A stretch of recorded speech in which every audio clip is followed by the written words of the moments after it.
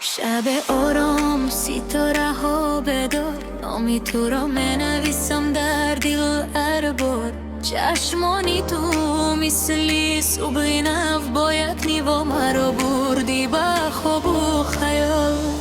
قدم پای تو صدایش در کوچه خاموش دل شد عاشق. نفسی تو بر لبانم رسید، زمان ایستاد دنیا خاموش شد یک لرزه.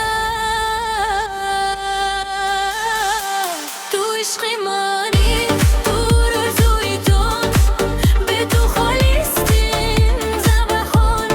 دستم بگیر رها مکن، تو آخری عمر با من بمان.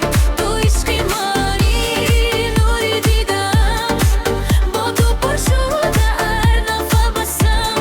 قسم به دل قسم به آسمان، محنبت ما میماند رو بدون.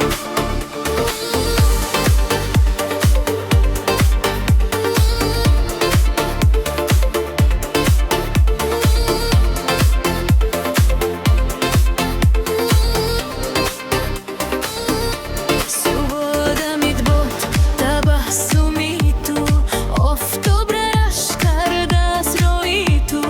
نمیری تو مثلی شبی دراز، در آن گم شدم به ترس به بازگشت. صدای تو آرامیش است، برای دلم بهترین درد است.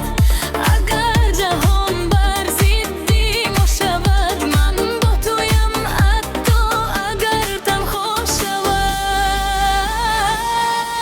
تو عشق منی تو آرزوی جان، به تو خواستیم جهان. دستم بگیر رها مکن، تا که دوری عمر با من بمان. یاد دارم من لحظه اول که دلم تو را پذیرفت به زبان.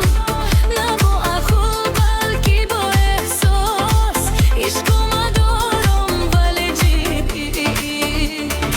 روزها گذشتن سالها میروند، اما حس ماه دید گاه نمیمیرد. اگر پیر شوم اگر خسته، عشق ما میماند جوان به انتها.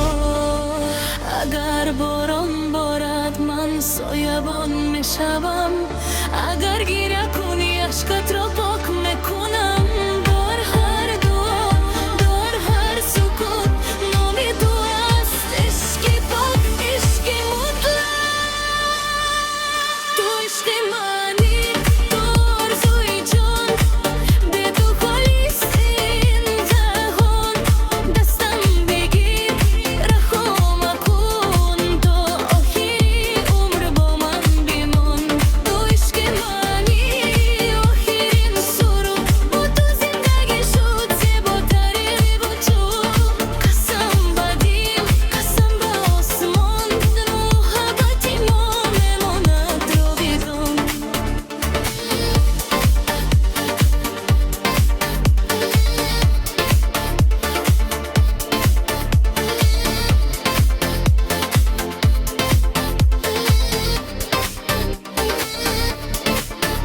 این سرود برای تو نوشته شد، با دل رسته هیچ درود. اگر پرسند عشق چیست در جهان، نام تو را